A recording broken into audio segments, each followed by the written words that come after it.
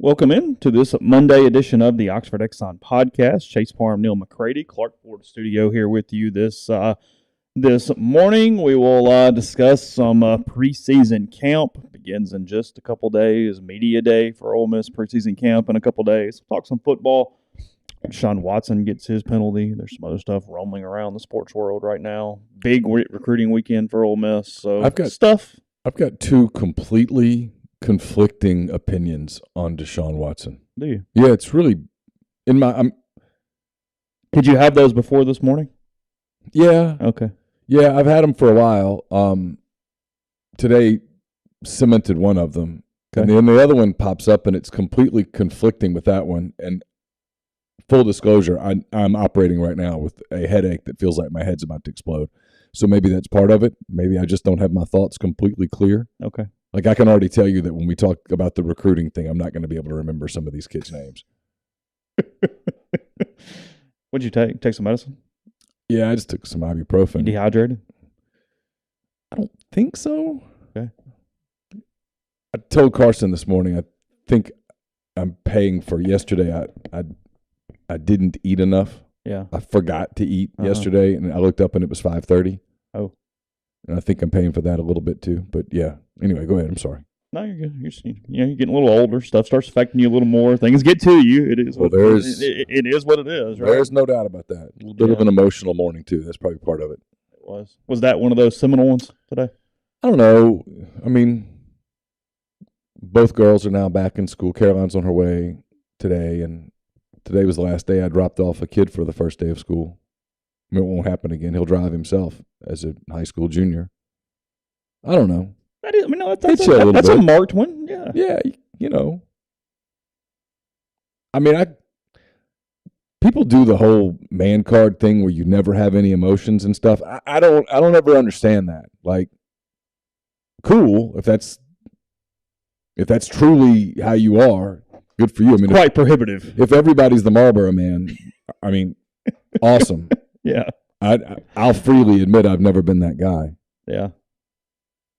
So, yeah, it hit me a little bit today. A little bit. I mean, not like where I'm sobbing in the car or something, sure. But, you know, yeah. A notable day. Yeah, it's a different day, you know. I mean, I'm sitting here, and when you leave, I'll be by myself for a little while, and there's nothing going on. Everybody's gone now. Makes you not want to go upstairs. Oh. That's what hits you a little bit. I get that one. Yeah. When you go upstairs when the girls are both gone, it's just kind of empty. Yeah. Yeah. So, okay, we will. I don't know. We'll talk stuff. I mean, my brain is not completely sharp this morning. I'm not even sure why. I don't have a headache. But here we are. Oxford Exxon Highway 6 West in Oxford. The Exxon mobile app. Download it. Use it. Take advantage of it, because when you do that, you even take a picture of the QR code right there at the pump. That's 1,000 bonus points. $10 with the Oxford Exxon. It kind of rained all weekend. Pretty dreary. That happens again. Let Oxford Exxon handle dinner for you. You don't have to worry about cooking. Don't have to hang out. Just stop by. Call ahead. They'll even have it wrapped up and ready to go. Wet ribs, dry ribs, plenty of other hot case items as well. Side items, desserts, and more there with the Oxford Exxon. Again, coming to you from the Clark Ford Studio. We are. Clark Ford's in Amory, Mississippi, 662-257-1900. On Wednesday, Ole Miss's baseball national championship trophy will be at Larry Clark Chevrolet. That's brought to you by Larry Clark Chevrolet and Clark Ford. It'll be there from 11 until 2.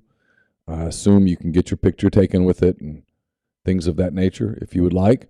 So that's there at Larry Clark Chevrolet in Amory, which is not far at all from Clark Ford in Amory. I guess nothing in Amory is all that far from It's all pretty close by. Yeah. I mean, I feel bad in Oxford occasionally because I do the thing where I'm like, well, I mean, I don't know if I want to go there. It's all the way over there. Amory's even worse. If you say that, you're an idiot. It's like 8 minutes. It's all good. So anyway, the national championship trophy there at Larry Clark Chevrolet. It's presented also by our buddy Corey and Clark Ford. 662-257-1900.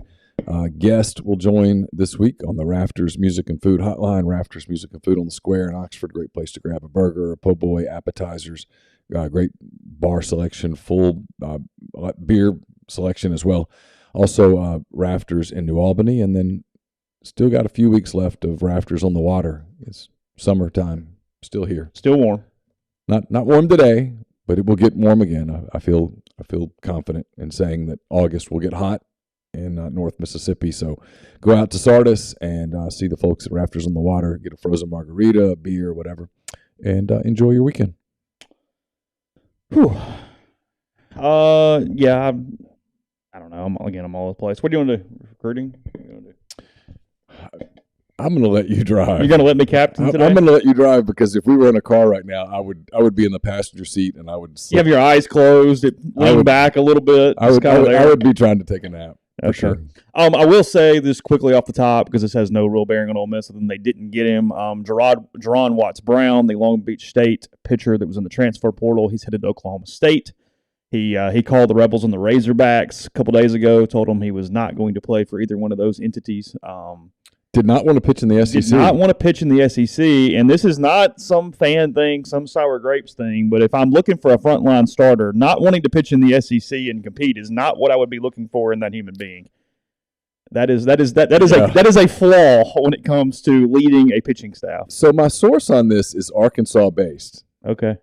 And I think it's going to support something that you said yesterday. Okay. From an NIL standpoint, those were the two entities that had the highest amount to potentially give. Arkansas was most worried about Ole Miss from an NIL standpoint, and Arkansas felt like it may have had the highest bid. Mm-hmm. But he did not want to pitch in the SEC, which is, I got to tell you, now listen, the kid, hey, it's your life. Do what you want to do. Oklahoma State's got a great program. Yeah, he had 4 really good options. Yeah, it's all good. So the people that are calling him names, I'm like, oh, stop. You have no idea what's going on. But that is a little bit of a red flag. Like, wait, you don't want to pitch in this league? Okay. Did you watch Omaha? Like, see what? Because you want to get ready for professional baseball? Pitching in this league is as close as you can do it unless you're just going to go ahead and go pro. Yeah, he had potentially he basically eliminated the SEC schools, was down to Texas unless Oklahoma State got fairly close in NIL, and I assuming they did because he ended up committing there. But somebody out in college baseball outside of Ole Miss told me that every visit he was taking, he was asking hundreds of questions about returning pitchers and what was there, and almost needed a guaranteed Friday roll where it was very, very clear he was worried about some level of competition, to the point of asking a couple different schools, and not just Ole Miss, this is multiple schools. He said, yeah, but you've got this closer, and they're like, well, you're not closing. What difference does it make? And he's like, yeah, but he played for Team USA, and he was worried about Brady Tigert at Arkansas, but he forgot who he even played for. He asked multiple other schools about a pitcher that was that profile, but he couldn't remember who he even played for. He was like just going down the list. Yeah, he was worried that Arkansas would move Tigert to a starting role. Yeah, and it very well might. Yeah, he might. I mean, look, here's the deal: when you pitch it, we've talked. Other dudes are good too. We've talked about this. Yeah, in this league, and I think it's safe to look at it. And we can all now look at schools and be honest about it. In this league, Ole Miss is a powerhouse. Mississippi State is I know they had a bad year. They're a powerhouse. Mm-hmm. LSU is a powerhouse. They're buying a title right now. Arkansas is a powerhouse. Arkansas in the last 4 years has finished second and third nationally. That's good. That's good. I mean, you can hate, love. That's good. You go to one of those programs, there's going to be competition.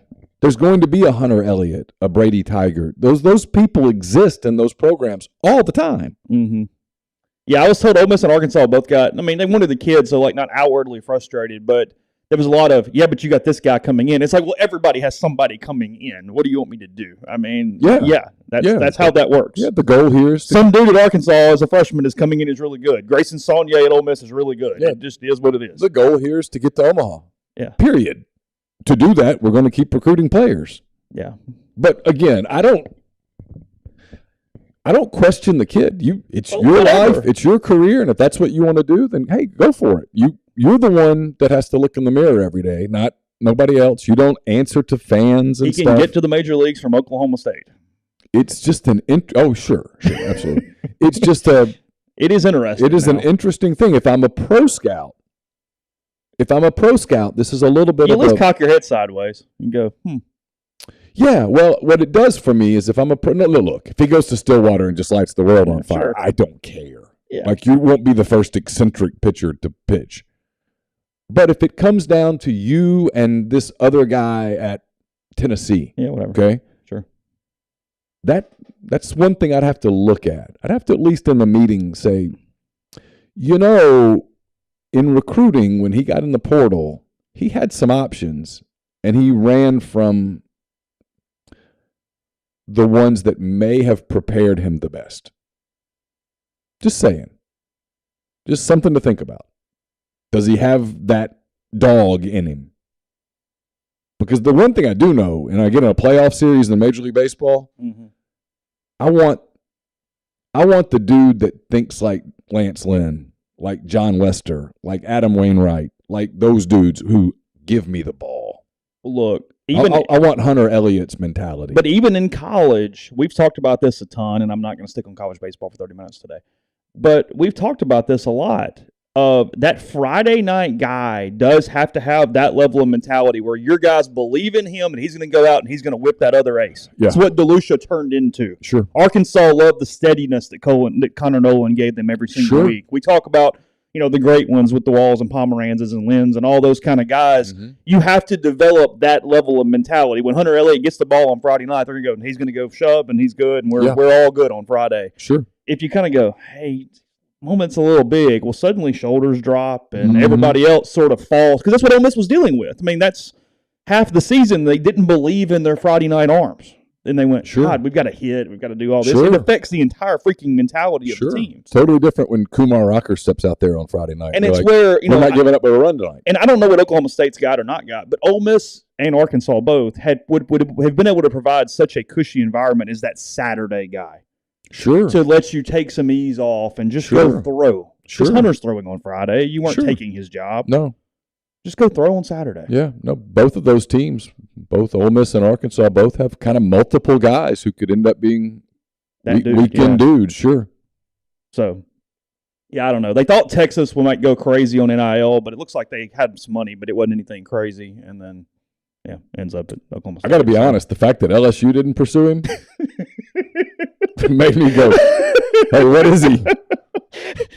Is that kind of like the college version of like when the Major League Baseball things and when in Friedman's really big era and at Tampa wanted to trade a guy and he went, I don't know whatever you want to do, I don't want to do that. I'm not playing ball with you right now. Look, I don't cover college baseball. You do, but I know people at different schools, and when they're all saying the same thing, I listen.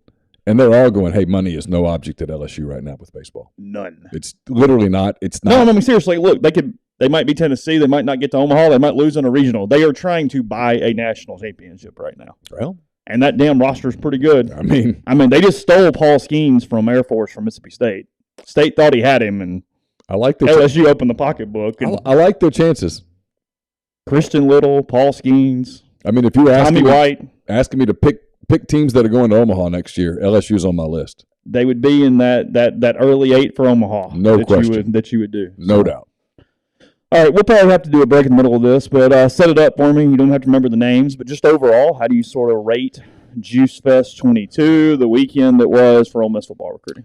Well, we've got coverage at rebelgrove.com, so if you want details on people, that's probably where you need to go. The thing that stuck out to me, and I think is better for a podcast conversation, is I wondered if I was kind of witnessing a shift in strategy. And I could be wrong, right? They could still end up taking 18, 20 kids out of the portal come January. I don't know. So don't hold me to this. But I wondered if I was watching a program maybe sort of find its avenue in recruiting. Ole Miss can't, for lack of a better word, afford the big 5-star right now. But they can go get that 4-star kid, that high 3-star kid that they think is underranked, that they think has a high upside. And they did that a couple of times over the weekend. And the price point on those kids, I don't even feel uncomfortable saying this anymore. And it's funny, 2 years ago you couldn't say this. People would jump you. Now you can say it. The price point on those kids from a PFP/NIL standpoint is pretty affordable. And Ole Miss can do it.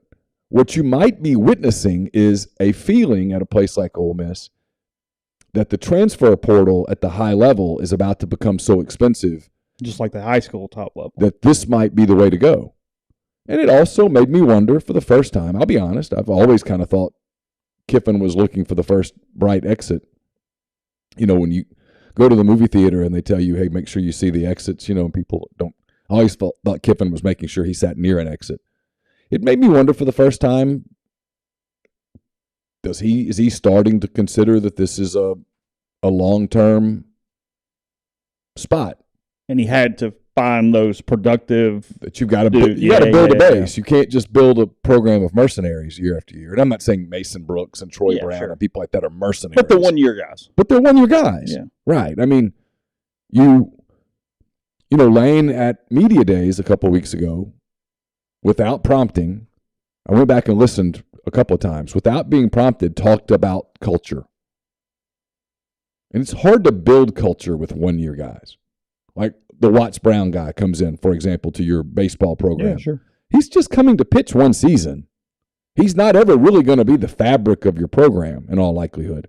You need guys that are going to be the foundation of a football program, that when things get tough, and in this league, things will eventually get tough. You need people that have been in the building for years who can go and say, hey, this is not time to panic. This is just time to double down, to work hard, blah, blah, blah. We're okay. And maybe that's kind of what they're doing. They went heavy high school. They had a lot of high school kids in, some 23s, some 24s. They had some 25s, but I can't go there in my mind. It's impossible. They're not even in our galaxy yet. So they had the one JUCO offensive tackle, Miller, who they got a commitment from. Okay. But they're, it wasn't that long ago, and you and I both heard this from good sources, that they were 8, 9, 10 high school kids in this class. And I think now it's going to be more. Because they're at 9 right now. Yeah, I think it's going to be 16, 17, 18. Oh, I think the number has really changed.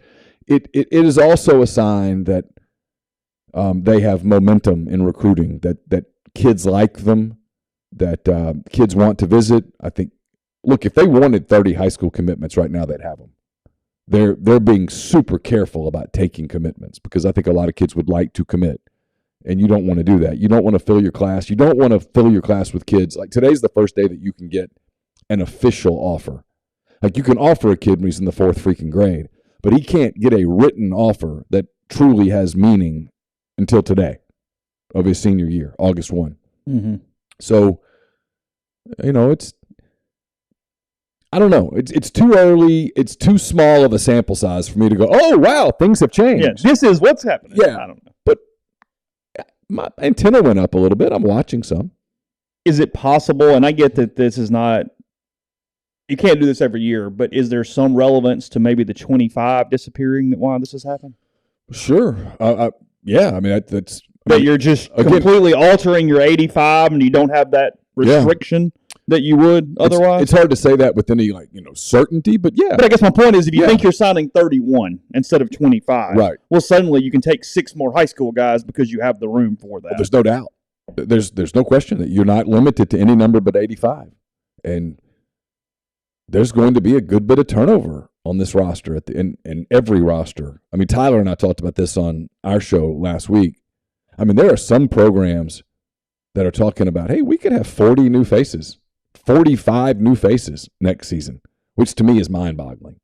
I'm not talking about the walk-ons and stuff to make the 105. I'm talking about of your 85 scholarship guys. You could have 40 to 45 new faces in a year. I mean, do the math on that. That's half of your roster. No one used to do it that way. So, I mean, we are kind of getting, not just at Ole Miss, but everywhere, getting into some uncharted territory here where you don't know exactly what's going to happen. But sure, if you're on that staff over there, there's no reason to rush into a bunch of commitments, but there's no reason to restrict yourself either.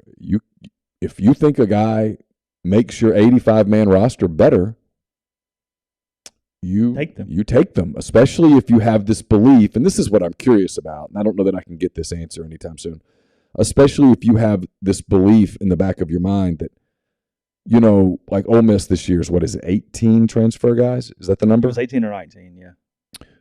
The collective price tag for that 18 was X. Yeah. if you think that next year the price tag for that same 18 would be X plus 1.4 instead of 1 or whatever. Then you got to reevaluate. Yeah. Got to reevaluate what you're doing. Maybe this is our salary cap, and that means 12, not 18, so we're filling in the space. Maybe so. And I don't know that. So we're all speculating. This is literal because one weekend is way too small of a sample size to base on, hey, here's how they're building their program now. But they had success. It's a good staff. It's a really good recruiting staff. They're young. There's a lot of energy. Everybody did the whole Juice Fest thing and the dog and stuff. Let's be real. It's not because of a Labrador Retriever. It's because of a. How dare you? I know. I'm sorry. It's a young staff full of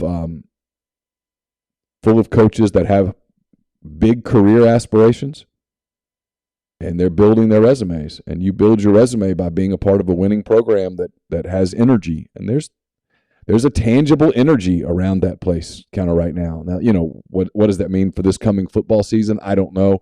The other thing, I think, if you're Ole Miss, and I think this is probably going to help us transition to another topic in a minute, you got to take your red and blue glasses off, even inside your building, and go, hey, the back half of our schedule, we could play well and just go 500 in the back half.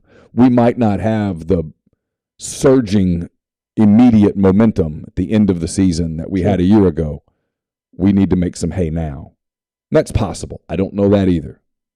No one over there sits down and tells us what their recruiting strategy is. So if anybody out there is telling you, hey, here's what their strategy is, they're making it up. Yeah, everybody guessing.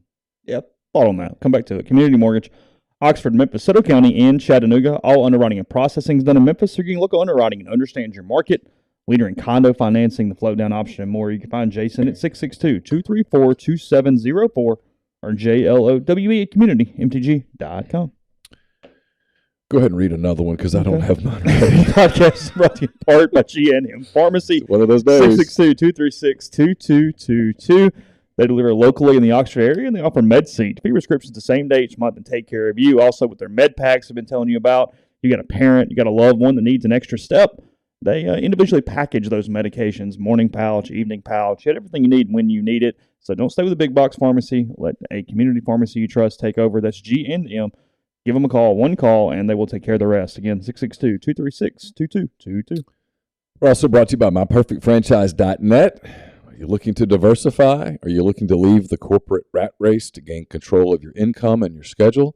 MyPerfectFranchise.net offers the ability to create income and wealth. Let Andy Ludecky guide you through a comprehensive franchise evaluation. He has a ton of franchise and business ownership experience to lean on.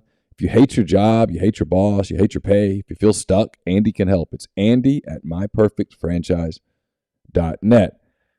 We're also brought to you by Solutions RX.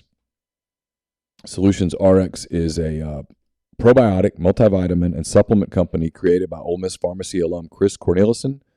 It's pharmaceutical grade, manufactured here inside the U.S. under the highest standards. They're based out of Iuka, Mississippi.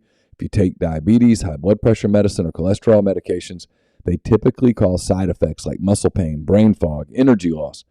That's due to a depletion of minerals and vitamins in the body. But Chris formulated a product called Prescription Support to put those vitamins back into your body to help with those side effects, helping you stay more compliant in taking your medications and helping you stay healthier over the long term. It's solutionsrx.com, promo code OEP at checkout. Get 10% off your first order. And we're brought to you by Holcomb Portable Buildings, 7991 Highway 7 South in Holcomb, Mississippi. They custom build your building to your specifications, however you want your carport, ATV, or storage shed, barn, hunting cabin, or other buildings. Holcomb Portable Buildings can accommodate you. You pick the color, the style, the windows, the doors. Holcomb makes it happen. In-house financing is available. Free delivery and setup within 75 miles of Holcomb as well. 662-226-2233. Facebook or Instagram at Holcomb Portable Buildings. I mean, maybe there is a shift from that standpoint. Maybe you're trying to hit off momentum. But, the thing is, today's world, these kids are, it's not like they're locked in and signing contracts today. Sure. And I get it's harder to take them if they're committed. I understand. I get that is a level of security that if they're uncommitted. But in some ways, if you told me to predict anything like that, I wouldn't even think it had to do with the season because a lot of guys that they picked up, 5.73 stars, and I get rankings on everything, but we're using it as a data point here. But not guys, there's a couple that had really good offer sheets that don't have great rankings, but some of them are on that cusp of, hey, we see a lot of talent here, but they haven't blown up. You're also potentially getting them prior to a season where they blow up. Yes. And it's easier to get them and get them committed versus, hey, middle of the year, and they've got offers from Ohio State or Georgia or Alabama or whomever, and all of a sudden, now we're fighting when we could have just secured this thing and kind of pressed a little bit in August and got it done. Yeah, they had a kid there this week. I'm going to write about him a little later today. I just haven't had a chance to transcribe it yet. I talked to him last night, who's a junior who's blown up. He was there, and he likes Ole Miss a lot. And Ole Miss is in it, but Alabama's in it. A&M's in it. Yeah, different world a few months ago. Yeah, I mean, he's going to be – I don't even know what we have him ranked right now. I would assume he's a kid who's got a chance to become a 5-star player. And yeah, those – you're getting in on those guys early, and you're trying to – they had a lot of irons in different fires over the weekend. But it was – talking to people, there was a lot of energy. People really liked it. I think they – solidified themselves with some guys. I think there are some other commitments coming. I mean, if you made me guess, I'd guess that Caden Lee and Aiden Williams are going to happen fairly soon. I don't know what fairly soon means. Today is the beginning of a dead period, by the way. The month of August is dead. It used to be you'd see kids show up on weekends, high school coaches that drove them crazy. This was a change that I think everybody was for, making August completely dead. Let's the high school kids focus on the high school season. Let's the college coaches focus on getting their team ready. So it'll slow down a little bit. Then we'll start to see who comes for games and that kind of thing. And December will be interesting, as it always is. So you mentioned it. Camp starting in a couple days. And we'll spend a good bit of time on this tomorrow, too. But what's funny about this camp is that I think a lot of the things they actually need answered, we have no ability to know whether they got those things answered or not. We have no ability to have any idea either way, and that's not saying, hey, don't read our coverage, please do every day. But you mentioned it. Lane Kiffin's probably going into this fall going, hey, I need my portal guys to gel with my high school guys. I need the team leaders to establish. I need this. I need that. There's no Matt Corral. There's no Sam Williams on their side of the balls each side of the ball that had earned that respect and leadership from their teammates. There's a lot of stuff that is internal that we are going to have no idea whether they accomplish that or not, other than people just telling us that they have or haven't, and they're all going to say they have. There's no team in America that will say, nope, you know what, our chemistry sucks. We had a really bad fall camp from the standpoint of getting guys together, and I'm incredibly worried because our offense and defense hate each other, and our portal guys and our high school guys hate each other. That's not going to happen. So they're all going to say good things, and it may be very, very well true, but those are deals that, A, we're not going to have the ability to answer, and 2, nobody really knows until the bullets start flying. I mean, sure. We're all on the same team in preseason camp. That's not fourth quarter against Kentucky where you need that trust in that situation to win tight games. I mean, it's we try to be the opposite of, we talked about Scott Frost and Nebraska last week, where clearly some issue kept them from winning close games because you're not that unlucky. Right. That's the things that Ole Miss is trying to figure out is, hey, where are we with those type of chemistry situations? And it's just hard to know that in this first month. But this first month is sort of where you build the iceberg under the water, if you will, and get the process started and kind of get it going. Because look, I don't expect him to name a starting quarterback, or at least a full-time starting quarterback. You think he even knows who the starting quarterback would be right now? I think he knows what he would like to see, but that doesn't mean he's going to see it. I think he has an idea of what he would want to happen over the next month. But I think so too. But that's not saying – because look, he has two – he has a big quarterback problem from the standpoint of they each have an issue, and they both have to improve in that separate issue. Jackson Dart has never seen a window that he doesn't think he can throw a ball through. He has a big arm. He throws the ball down the field, and his miss is typically high and over the middle. That is not successful in the SEC typically. He's a little mechanical right now. He's that. He has got to calm down. He's got to get more focused, locked in. He's got to stay operating inside the offense a little more. On the flip side, Luke Altmaier has been incredibly efficient. He hasn't turned the ball over, but he's not pushing it enough. He's not taking enough chances. He's not pushing the ball down the field to make the plays necessary as the starting quarterback. So you've got one guy who's got to just chill out, play, but play within the system, and another guy who needs to actually, no, let's throw it around a little bit. Let's use the ability. And it's whichever one who can kind of come back to that middle better that it feels like they will be the starting quarterback. Yeah, and Lane's going to get asked about it tomorrow probably, or Wednesday. We talked to Lane Wednesday afternoon. We get practice access on Wednesday. It looks like I'll wait and look at it again to make sure before I say when.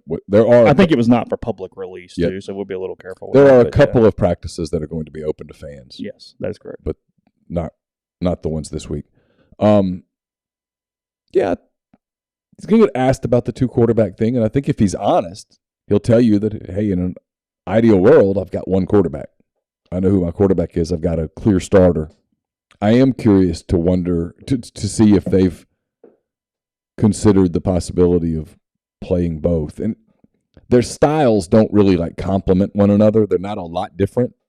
So I don't know that playing both is, to me, if you saw them playing both for any lengthy period of time, like week 3, week 4 of the season. That's indecision at that point. That tells me that, you might not have one. Mm-hmm. You're trying to piece together one, which rarely works.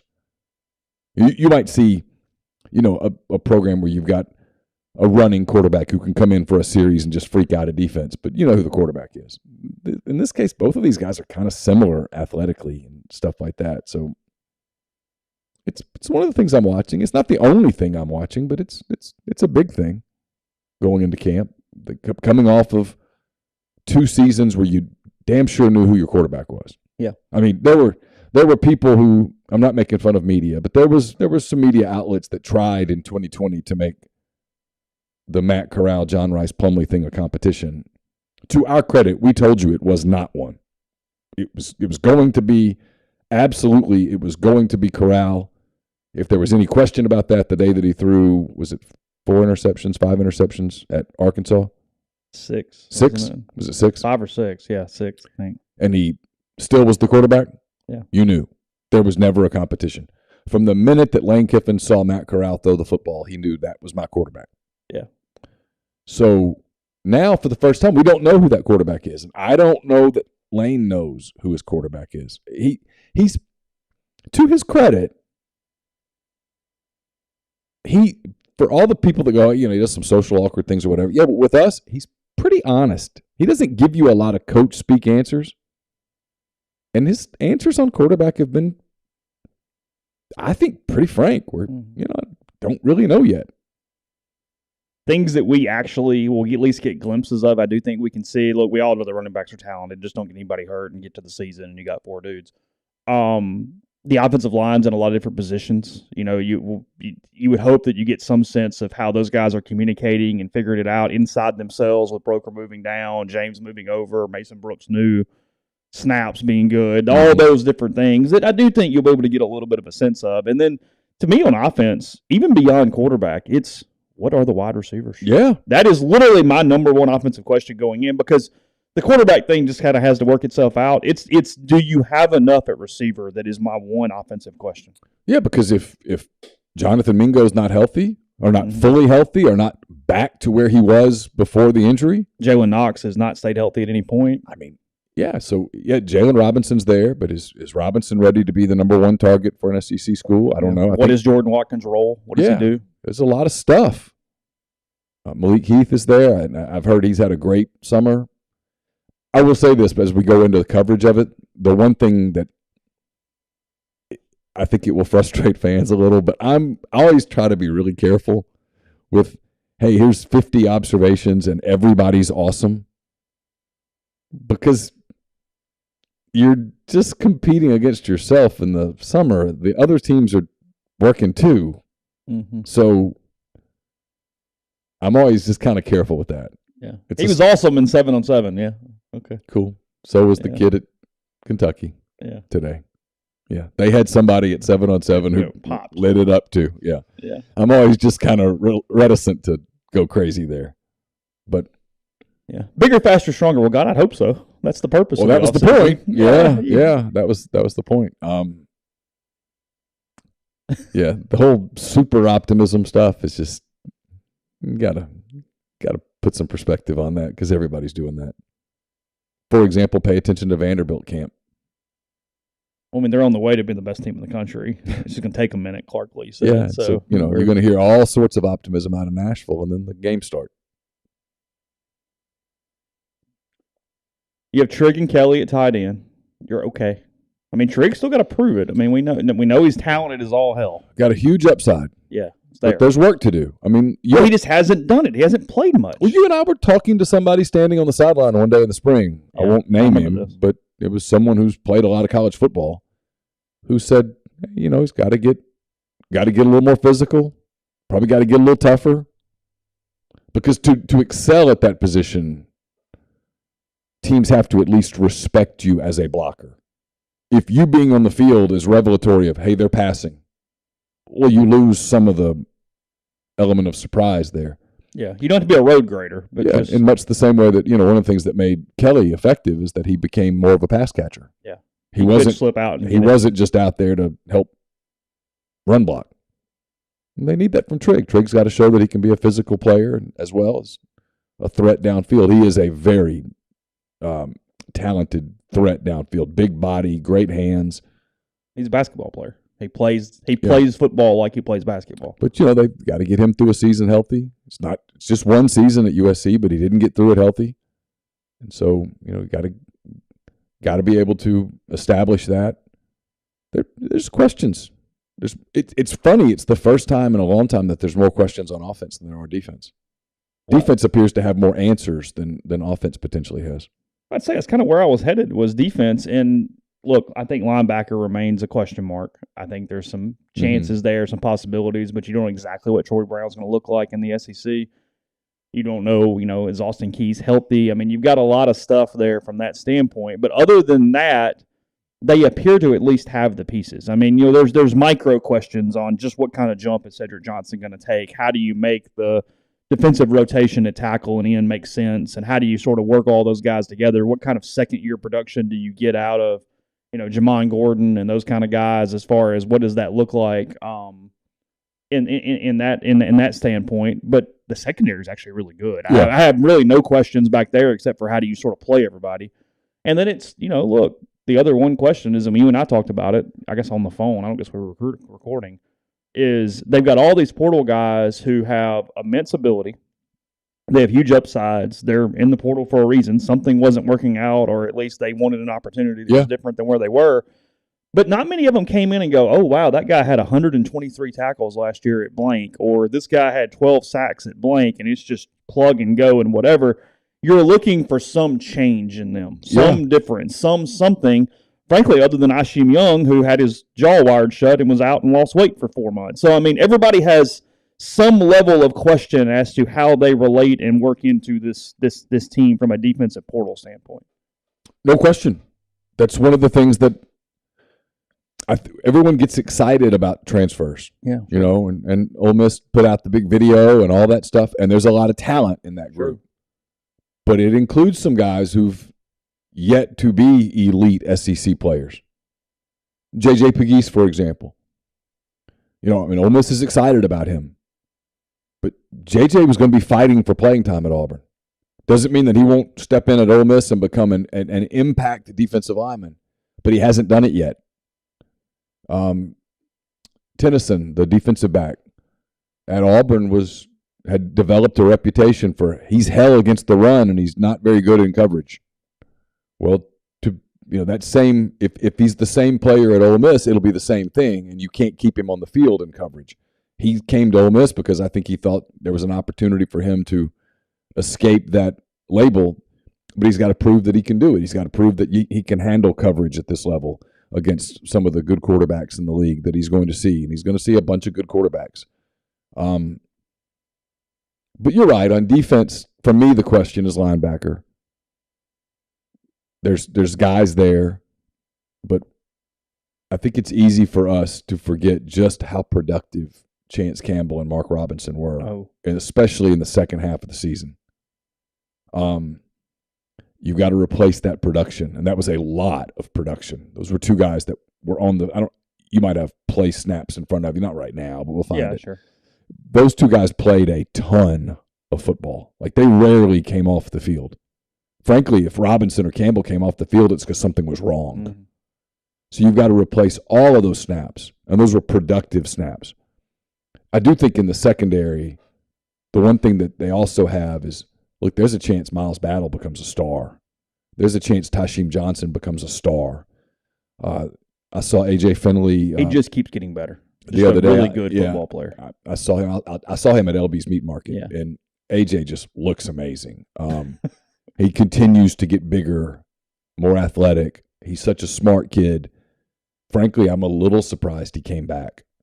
But he came back to enhance his draft status and prove that, hey, I can make that one more step. Yeah. I think he can be an elite SEC safety. So in the secondary, I actually think there's a chance that they're even better than what we think they are. Which changes a ton. I mean, changes they haven't everything. Had that. But if linebacker stays a void, we've seen what happens with an SEC defense where linebacker's an issue. Yeah. Right? Oh. I mean, you've seen it.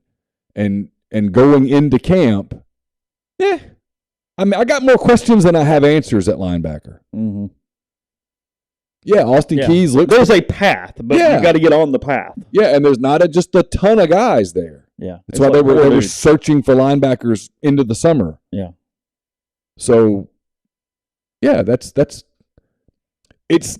And they'll mask it best they can, but somebody still has to play that position. They'll play a ton of DBs and they'll move guys up and down. And I mean, I think Tennyson's going to be essentially a linebacker, but you still got to put guys in those positions to execute those level of schemes in that spot. So, outside of Alabama and Georgia, maybe A&M just based on talent, but maybe not right now. But probably not right now. Every other program in the league has questions too. Yeah, I'm sure there are things that keep Mark Stoops up at night at Kentucky. Things that Josh Heupel worries about at Tennessee. I mean, there's no Brian Kelly at LSU. There's no question that happens, but it's not a perfect roster. There are some holes and there's some question marks, and there are potential answers at every one of those spots. But until when quarterback is one of your questions, it's why I did in 10 Thoughts yesterday, which is brought to you by Game Changer Patch. I did my, hey, I'll revise this one more time before the season starts, my game by game, and I got a lot of pushback about the Kentucky pick. I had Ole Miss going 8-4, losing to Kentucky, Alabama, LSU, and A&M. And the one game that I got pushback on was Kentucky. Like, oh, we're not losing to them. And my deal was, well, two pretty even clubs, and right now today, one has the answer at quarterback and one doesn't. Mm-hmm. And I've covered this league a while. Yeah. And when one quarterback is significantly better than the other, 9 times out of 10, the better quarterback wins. Because you watched that last year the other way. Yeah, and I said by the end of camp, I might have a completely different view on this. But I need to see it. I need to see one of Altmaier or Dart emerge as not as – you don't have to be as good as Levis is right now, but be able to say, okay, this guy's going to be able to manage the offense. This guy's going to be able to make things happen. Because I think they're going to be good on defense, but I don't know that they're going to be Georgia 2021 good where, hey, all we have to do on offense is just don't screw up. Mm-hmm. No, I think you're going to have to make plays. Yeah. Podcast brought to you in part by Northeast Spark, NESPARC, 2 packages, the Ignite, the 100 Mbps, or the Blaze, the 1 gig that powers the Clark Ford studio. Your hometown team bringing you world-class broadband. That's nespark.com, 662-238-3159, phone service, parental controls, network security, and much more. So again, call the office for details. Best internet in Lafayette County. Again, that's 662-238-3159. I mentioned Game Changer patches. They're the only 2-patch system available in the market to stop hangovers before they start. The warm-up patch used before while you drink. The overtime patch used after you've been drinking to recover while you sleep. The all-natural ingredients keep you in the game, ready for the next play. GameChangerPatch.com, promo code Rebel Grove 20 at checkout for 20% off your purchase. Speaking of promo code Rebel Grove, enter that promo code at deadsoxy.com.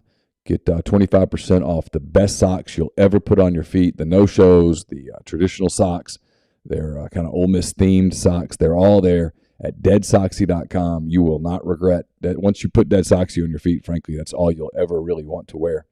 Also brought to you by Automation and Control Systems, LLC. Established in 2013, it's a complete electrical control system solution provider, a Rockwell Automation recognized system integrator based in Baldwin, Mississippi, acsllcms.com, or call 662-601-4381. Brought to you by Layman's Fine Jewelry. Layman's 1126 North Lamar Boulevard in Oxford. They've been serving the Oxford area for the better part of 3/4 of a century. Engagement rings, wedding rings, fine jewelry, watches, pearls, fashion jewelry, children's jewelry, collectibles, and more. Layman's is the gold standard in fine jewelry. Visit them at laymansfinejewelry.com or call them at 662-234-2777. We'll be back with our Thursday night live shows starting this Thursday. Those are brought to you by Comer Heating and Air, Southern Air Conditioning and Heating. Different names, same great products and services. If you live in Oxford, Tupelo, or the surrounding area, call Comer, 662-801-1777. If you live in Hernando, Memphis, or the surrounding area, call the people at Southern, 662-429-4429. And if you want to get all your gear ready for the college football season, highly recommend the College Corner. It's your one-stop Rebel Shop. 2 locations in the Jackson area and Ridgeland. It's next to Fleet Feet. And Flowwood, it's next to Half Shell. You can also go to collegecornerstore.com. Plus, you can find them on Facebook and Instagram. Largest selection of Rebel gear in Central Mississippi. And we had a Mind on My Money posted yesterday. It's brought to you by our friends at Pinnacle. It's mypinwealth.com, MYPINN wealth.com. Football season, as we're talking about right now, with preseason camp coming up, almost here. Time to get the tailgating packages ready. If you're going to be in the Grove or wherever else you are, let Johnson Hill Creamery help out with that. That's johnsonhillcreamery.com. Go to their Instagram page and see full menus and all those different things. But their tailgate packages are out. They'll show you what they have available. They have everything from feeding 10 to 20 to all the way up to 40 if you would like. They have assortments of charcuterie trays, fruit trays, cheese, pepper jellies, great specialty items, feta dips, and much more. So whatever your fancy there to get your catering and your tailgate packages ready to go, let Johnson Hill Creamery help out with that. They also will artfully arrange all the catering trays for your presentation, and they come with disposable bamboo utensils to make that easy on you as well. So again, that's cheese at johnsonhillcreamery.com or 662-419-9201. So, and then also, I mean, we said this, but Caden Costa's not around. They've got the transfer from Charlotte, and Mac Brown was a very underrated punter. I mean, they do have some specialty stuff to get sorted this offseason. Mac was terrific. Yeah, I mean, he was really, really good. I don't know that because we were talking offense as much as we were that we acknowledged there were a handful of times, especially in the second half of the season when Corral was banged up, where Mac changed the game with his leg. He flipped that thing. Yeah. So, stuff. I mean, Mingo's health is huge. Frankly, if you maybe pick 2 or 3 things, what Jonathan Mingo's availability is, or his impact level over the course of this season, I think changes so many different things for this offense. Because without him, it feels receiver short, and he's healthy. He's a talented dude. He's a huge blocker on the outside. We talk about the run game and things, but they've got to have some size and some ability to kind of set the edge with the receivers. Their offense is really built off that, and Mingo's by far the best one that they have doing that. So his health matters in that way as well. So just one little extra thing there. Yeah, I'm with you. So Deshaun Watson, he gets a 6-game suspension for the Cleveland Browns, or at least as of now, a judge has ruled a 6-game suspension. Technically, Roger Goodell has the ability to add to that because, as people are aware by now, the NFL system allows Goodell to basically be the judge, the jury, and the executioner if he so wishes. It appears that most people are not expecting an increase in penalty for Deshaun Watson, but it is at least there. And then from a numbers standpoint, he's losing none of his $44.9 million signing bonus at all. He received the first $15 million yesterday for timing. And he loses $333,000 in salary, which is 6 of 18 games. The salary was made $1 million in anticipation that he would face some level of suspension. So that is why that is the case. It was very much doctored in his favor. So therefore, getting suspended 6 games is costing Deshaun Watson 0.14% of his $230 million contract. All right, so I've got thoughts. On one hand, I don't really like professional sports leagues getting involved in prosecuting off-the-field stuff. In general, that's not really what your job is. Like if stuff happens on the field, like a guy, loses his mind and throws 10 bats in the clubhouse and breaks a bunch of stuff, that's one thing. But if a baseball player off the field, gets a DUI or something, why are you adding to the punishment as an employer? There's already a legal system in place. That's just a general thought. My issue, okay, I agree in a lot of instances.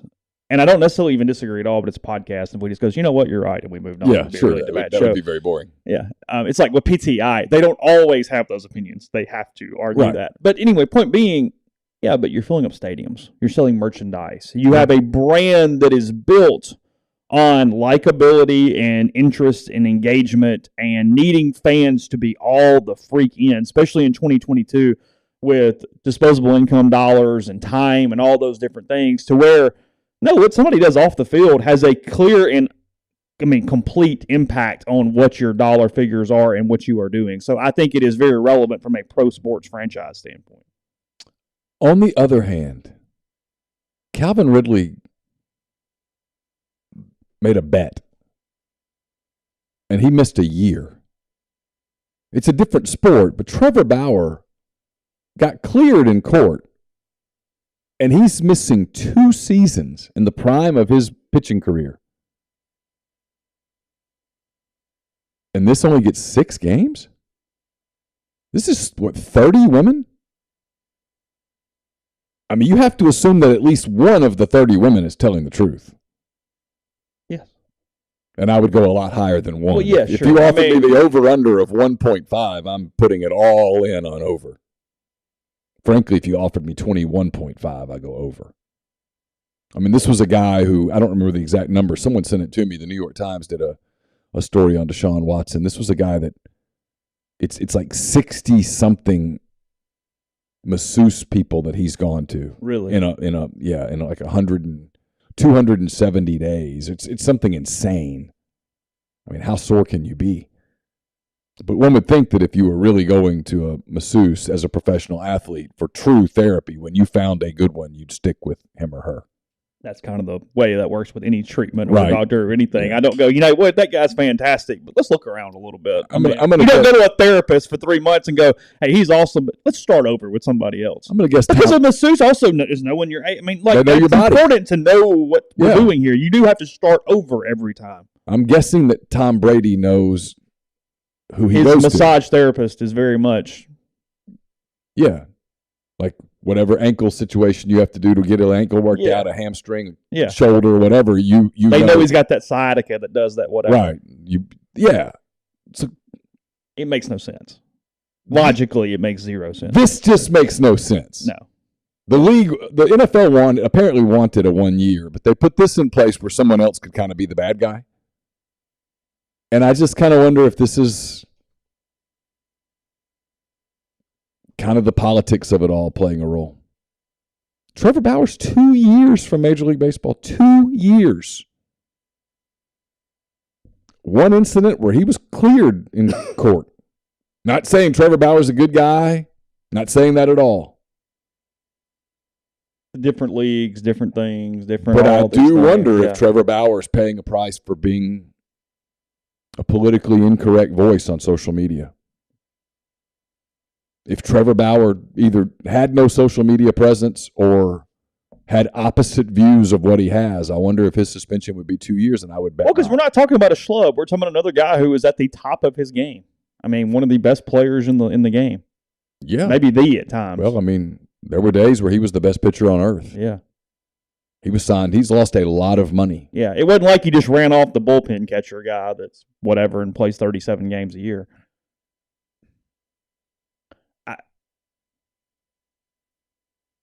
I guess, okay, keep this in a vacuum in the context as I'm asking the question.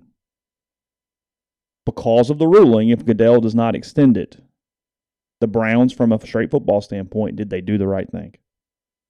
Did it work out?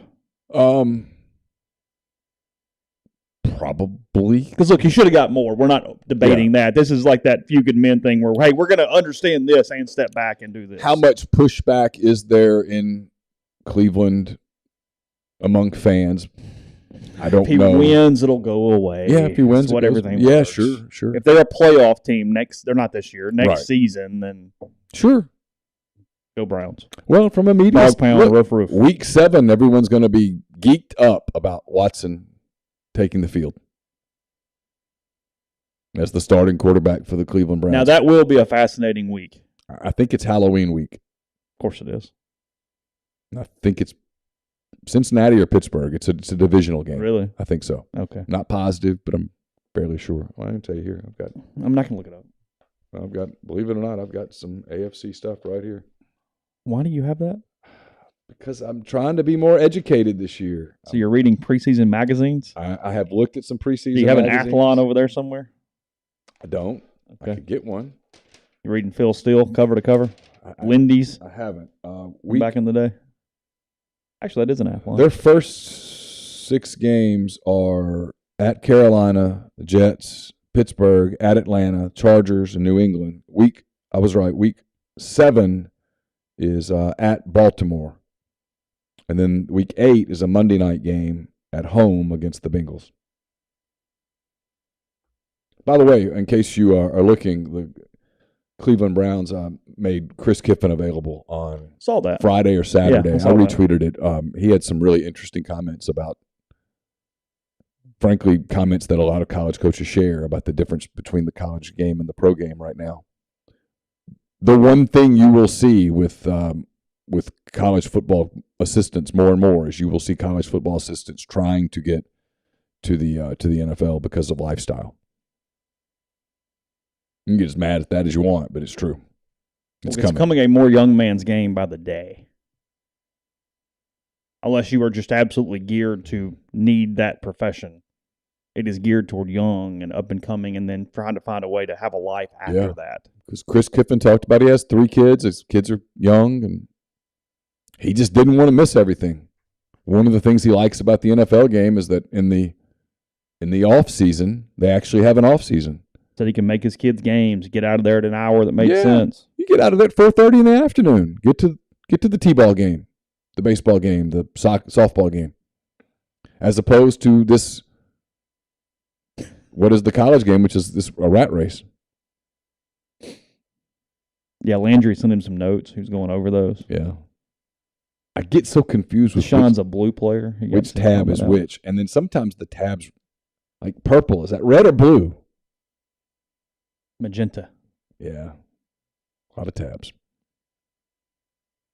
What's in all the filing cabinets behind him? Beats me. Oh, God.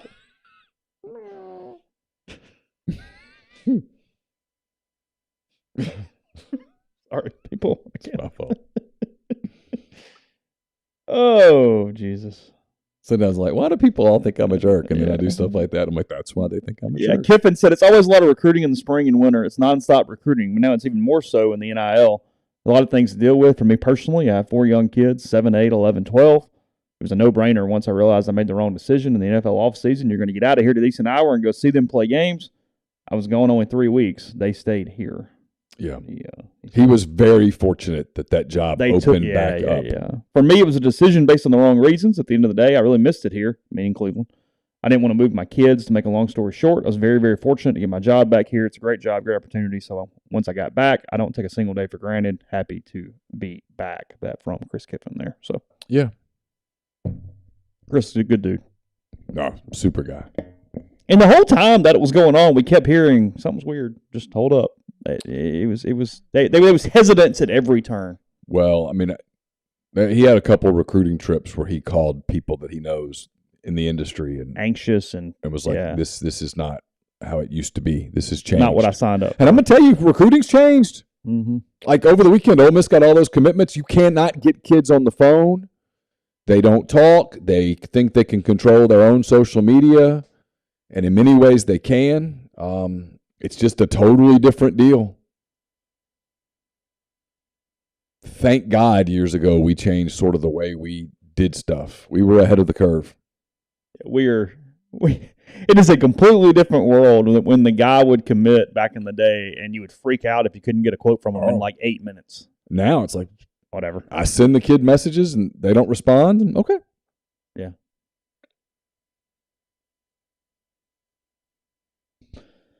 Whew. But national guys couldn't get people on the phone yesterday. It's become, with kids, it's kind of become uncool to talk to media. Mm-hmm. So they don't. And it's interesting. But no, if you're the Browns, this was pretty good news. Yeah.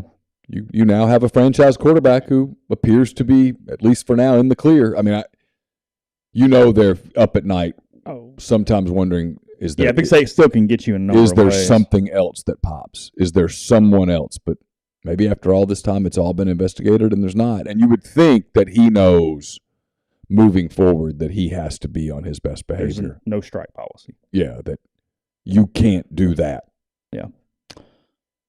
Podcast brought to you in part by Prime Shrimp, primeshrimp.com. Code MPW gets $20 off your first order. They have the 5 different flavors in the bags that are less than 10 minutes from freezer to plate and ready to go for you. And also their newest product, the individually frozen shrimp, kind of like you find in the grocery store, but a higher quality shrimp, one originating from the New Orleans company there with Prime Shrimp, primeshrimp.com. So take advantage of that. Again, code MPW for $20 off your first order, whether it be one of the meals in the bag, ready to go, especially with school starting back. Great way to feed the kids. Great way to get a quick dinner on the table with, again, primeshrimp.com. We're also brought to you by John Edwards, Regency Travel Incorporated in Memphis. If you are planning a trip that you want to be one that creates a lifetime of unique memories, I suggest that you get in touch with John. Give him some parameters, give him a budget, and he'll give you options that you're not going to find on your own. You don't have to live in Memphis. 901-494-3387, or send him an email, jedwards@regencytravel.net. First-time clients can save $50 off their first book trip just by telling John you heard about Regency Travel on the podcast. We're brought to you by Opa, Oxford's newest restaurant on the square. Delicious menu featuring gyros, wraps, kebabs, redfish, lamb chops, handcrafted cocktails, frozen libations, an amazing candlelit patio. All of that at 306 South Lamar, just south of the Square Courthouse in Oxford.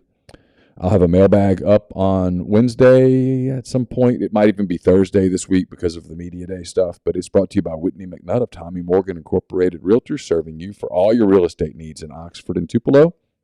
Whitney sells condos, land, commercial and residential family homes. 662-567-2573, 662-842-3844. Brought to you by Service Specialist Staffing and Recruiting Agency, connecting great job opportunities to candidates since 1967. If you're on the job hunt, they can help you pretty much regardless of field, regardless of experience level. It's always free for the candidate. Conversations are always kept confidential, so you've got nothing to lose by giving them a call. Will, Sydney, or Kelsey at 662-832-5138 or servicespecialistltd.com. The podcast also brought to you by The Rogue. It's your destination for fine men's clothing. Their stylist hand-select pieces from top designers, from work to lifestyle to nightlife. There's the perfect something for everyone at The Rogue. All the best items from Peter Millar, Martin Dingman, Jack Victor, Halsey, True Grit, and more. 4450 I-55 North in Jackson, or therogue.com. And don't just accept what you see, but imagine something new. Step forward, chase after a better version of yourself every day. Corinth Dental, helping people reinvent themselves one smile at a time. Dr. Bubba McQueen, Dr. Jenny Beth Hendrick are devoted to restoring and enhancing the natural beauty of your smile using conservative, state-of-the-art procedures, including Invisalign. These clear aligners are the virtually invisible way to improve your smile. So call Corinth Dental today for a no-cost digital scan of your teeth. Let them show you the way to a straighter, healthier smile. 12 months, no interest, no down payment, financing available at corinthdental.com. And we're brought to you by Southern Traditions Farm. It's a 68-acre, 32-stall, upscale equestrian training and boarding facility in Canton, Mississippi. 2 sand rings, a grass ring, miles of wooded trails, a lot to be offered at Southern Traditions. Horseback riding offerings, nationally recognized competitions, so much there. Get in touch with Susan Walt, Bowers Cone, and the people there at Southern Traditions Farm on Facebook or Instagram at Southern Traditions Farm. So, probably what anybody would want for the most part. Bill Russell passing away, not that he died, but that obviously great player, wins 11 titles, I think was the number. 8 in a row. Yeah, 8 in a row. Yeah. But for all of his on-court accolades, everything I've read has been about the guy the last 2 days. I mean, talk about the laugh and the time, the radio voice or whatever TV voice for the Padres talked about Bill Russell giving him an hour when he was in college at some just random radio thing because he was in town and was willing to talk, and he was promoting an arthritis medication, but he sat there with this 21-year-old for an hour answering basketball stories, and everybody kind of has that snippet if they were ever around him for any period of time, to where pretty crazy great 24 hours of kind of what his legacy was far beyond just his time with the Celtics. Yeah, I mean, obviously, I never met him. I don't know him, but he was always a legend. You always knew he was a legend, and I mean, you're right. Because of the kind of guy he was, it almost overshadowed the player that he was in his prime, which was just amazing. I mean, there aren't words, for the era, anytime, but but you see some of those highlights of him dominating against like Wilt Chamberlain, and you go, "Wow, this guy was amazing." I mean, he was such a rim protector and just such a force defensively, and he's a great player. He was a great player, but his impact went far beyond basketball. And it was kind of cool yesterday to hear people from all different walks of life talking about how Bill Russell impacted them, and young players. And it's hard as a young guy to look at this guy that's in his 70s and to think of him as a contemporary or a peer or whatever, but a lot of them did. They were smart enough to know it. I watched this interaction he had with a young Dwight Howard at one point, and it was really funny. Dwight Howard's like, I heard it was your birthday the other day, and he was like, happy birthday. And Bill Russell said 103, and for a minute, Dwight Howard thought he was serious. And then that laugh, of his came out. The deep chortle. Yeah.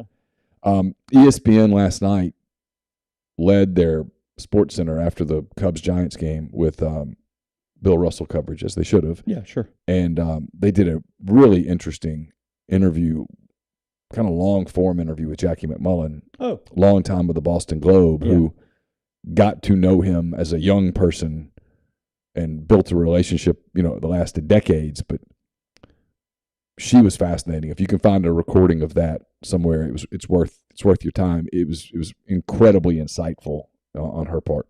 Yeah, because I didn't see that. I saw a lot of stuff Bill Simmons did, obviously knowing him being a Celtics guy and being with ESPN for as long as he was. It was fascinating too, and some different things. He had helped Simmons a good bit on that. He wrote that book of basketball a few years ago and did a lot of stuff around that. Russell also, he spent 3 or 4 years as a player coach. He actually is the first black coach to win a professional championship in North America for a major sport as well. He was a player coach for the Celtics from like 66 to 8 or 9 or something like Red that. Auerbach loved him. I mean, respected him, loved him. I mean, he was a really big part of what made the Celtics to this day franchise that sort of transcends basketball, right? You think basketball, when someone says NBA to you, you think about the Lakers and the Celtics and franchises like that, two, and Bill Russell and John Havlicek and those guys, that era of just domination. Let's just say he was so dominant that it's almost startling that he only played from 56 to 69. I know it's a long time. I get it's more than a decade, but he won so freaking much that you go, wow, that's it? Yeah, I mean, won a title 11 of his 13 seasons as a player. Yeah. I mean, think about that. No one's ever going to do that again. And then he coached from 66 to 69, 73 to 77 with Seattle, with the Supersonics, and then 87 and 88 with the Sacramento Kings, which I guess you would remember a good bit of that. Yeah. I don't have any idea of that. I won't hold anything that happened in Sacramento against him. In any point for anybody. Or anyone, for that matter. They don't even try. So what difference does it make at that point? So, yes, he's in the College Basketball Hall of Fame. And obviously all the Basketball Hall of Fames. Actually, the Basketball Hall of Fame is a player and a coach because of some of the stuff with the Celtics during that period of time. So, you know what's interesting about Sacramento? I was listening to a podcast where they were ranking NBA arenas. Mm-hmm. And they ranked Sacramento's arena like top 5. It's apparently a fantastic tree arena falls. for just everybody, but nothing else is good. Yeah. He also won an Olympic gold medal in '56, so he did a lot. There's a lot of stuff there for Mr. Russell. Yeah, and yet his legacy is more about what happened off the court. His contributions to the civil rights movement, and just his. He was at the Cleveland Summit when they were with Ali trying to figure out what to do about his stuff. And just kind of an ambassador in general as he got older. Was one of those guys that you could always tell when they showed like the video of, all the basketball guys getting together that there was a reverence about Bill Russell with the younger players. I always thought was pretty cool.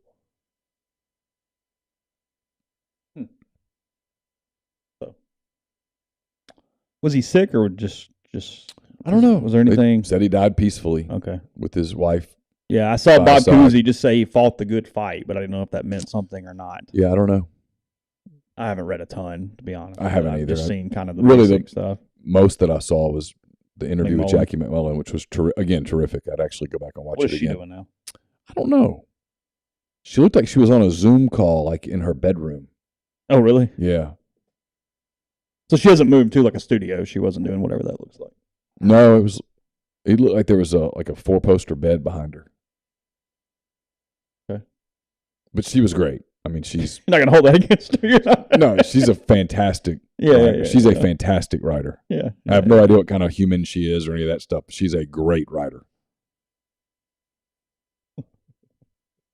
I'm sure she's wonderful. I don't know. The 2 injuries for men's basketball, were they major? Is that a big deal? No, I mean, the meniscus tear is a meniscus tear. You got to treat it. And they're doing the surgery, and he'll be back at the mid-September at the earliest. I think realistically you're talking about October. And then that's Robert Coward, by the way. Yeah. And then the other one's a knee sprain, which I'm sure is not that big of a deal as long as you don't. Josh Mballa. Yeah, as you don't aggravate it. The interesting thing to me, and I read nothing into it other than it's just interesting, is that everybody's with them on this trip except Deshaun Ruffin. And it makes me wonder if everything's going. Oh. And it might just be one of those deals where he doesn't need to be somewhere else. He needs to be do your rehab. Doing his There's rehab. no reason to go hang out. Right. So, I don't know. I need to look and see. They play today. As of a little while ago, I had not seen stream information, but I'll look for it. Okay. So we'll hit more football tomorrow with some more preview stuff. Anything we missed from a recruiting standpoint from the weekend and more. Do you expect you expect Juan Soto to get moved in the next? Kind of feels like no. 36 hours. Kind of feels like no. Kind of makes you wonder if that organization just looks at it and goes, "We just can't do this." Yeah, it feels like they took a lot of offers and they really were going to do it, and at some point there was some remorse and went, I don't think Otani's getting moved. Makes sense. If you're the Angels, you've got to at least sit down with him one more time and go, "Can we please work out a 20-year deal?" I mean, yeah, you can't just give it up. You got to try to figure it out. You try to convince him that we're going to stop being incompetent and find a way to actually care. Yeah, or be better. It's not even care. If they do care, they just suck. I mean, Major League Baseball lets you be bad if you are bad. Yeah, and that's what happened. It's not even tanking. It's just they're not very good at what they're doing. So I do think the Cubs in the next 24 hours are going to move Wilson Contreras and Ian Happ, sounds like. Yeah, it looked like that. I saw Contreras' interview yesterday where he said he just wanted it over with. Yeah, he was kind of ducking reporters all weekend, and they sort of understood it, and he reluctantly kind of came up to them last night after the game and put his shirt on and said, "Let's talk." Yeah. And he told him, because I know you're doing your job, and I get it. He goes, "I just feel like I'm saying the same thing over and over and over, and I just need this to end." Yeah. All right, Rebel Grove in the meantime, plenty of stuff there, plenty of scintillating conversations. We'll be back with another podcast with you in the morning, so have a great day. Be safe. Talk to you soon.